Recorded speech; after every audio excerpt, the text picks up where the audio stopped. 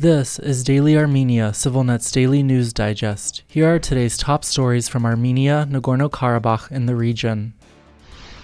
In diplomatic news, Azerbaijan pulled out of talks planned for tomorrow in Slovakia with Nagorno-Karabakh officials. That's according to Tigran Petrosyan, the head of Nagorno-Karabakh's Anti-Crisis Council, a government body. A meeting of representatives of Artsakh and Azerbaijan was scheduled in Bratislava for August 1st with mediation by the United States and European Union. However, Azerbaijan then refused to meet without any explanation, Petrosyan said today on a Facebook live stream. As of this afternoon, neither Baku nor Washington nor Brussels had commented on the matter. Earlier this month, a similar meeting had been proposed in Sofia, Bulgaria, but that meeting also did not take place.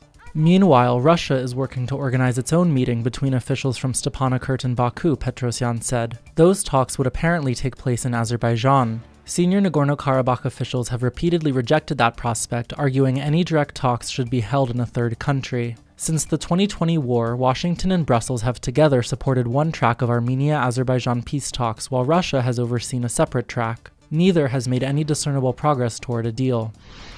In other diplomatic news, U.S. Secretary of State Antony Blinken spoke by phone with Azerbaijani President Ilham Aliyev over the weekend to again call for the restoration of transit along the sole overland route connecting Nagorno-Karabakh and Armenia. According to a State Department readout, Blinken underscored the urgent need for free transit of commercial, humanitarian, and private vehicles through the Lachin corridor, which Azerbaijan has blocked to nearly all traffic for more than 7 months. The blockade has led to a severe humanitarian crisis in Nagorno-Karabakh, pushing the region's more than 100,000 Armenians to the brink of famine. In related news, as of this afternoon, an Armenian government convoy with 360 tons of humanitarian aid for Nagorno-Karabakh remains stuck at the entrance to the corridor, blocked by Azerbaijan from moving forward. The convoy first arrived there 6 days ago. Blinken's statement over the weekend echoes calls last week by Josep Borrell, the European Union's foreign policy chief, for Azerbaijan to lift the blockade imminently.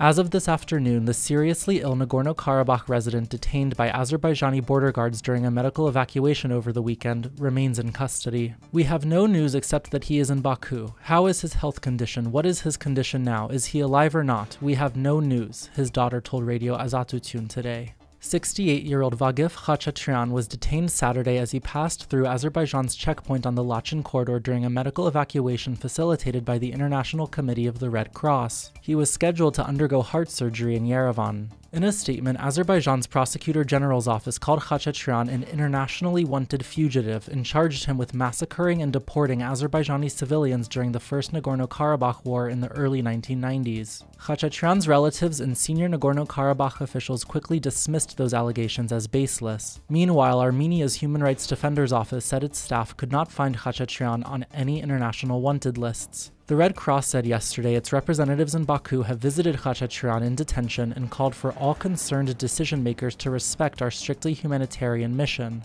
Since the start of Azerbaijan's blockade, the Red Cross has evacuated nearly 700 people from Nagorno-Karabakh to Armenia for urgent medical treatment, but since last month, Azerbaijan has significantly restricted the humanitarian organization's work in the region. Armenia's freestyle wrestling team swept the competition at this year's Francophone Games in Kinshasa, Democratic Republic of Congo, with all 5 team members taking home medals, 2 golds, 2 silvers, and 1 bronze. The Francophone Games are a sporting event put on every 4 years by the Francophonie, an international organization representing mostly French-speaking countries. Even though Armenia is not a French-speaking country or a former French colony, it joined the organization in 2012, citing its special relations with France. Yerevan hosted Francophonie's biennial summit in 2018.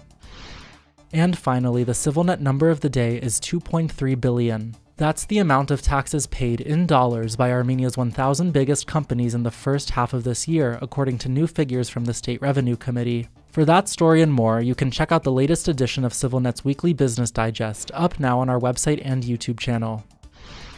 And as always, please follow CivilNet for the latest news and independent reporting from our contributors on the ground in Armenia, Nagorno-Karabakh, and the region.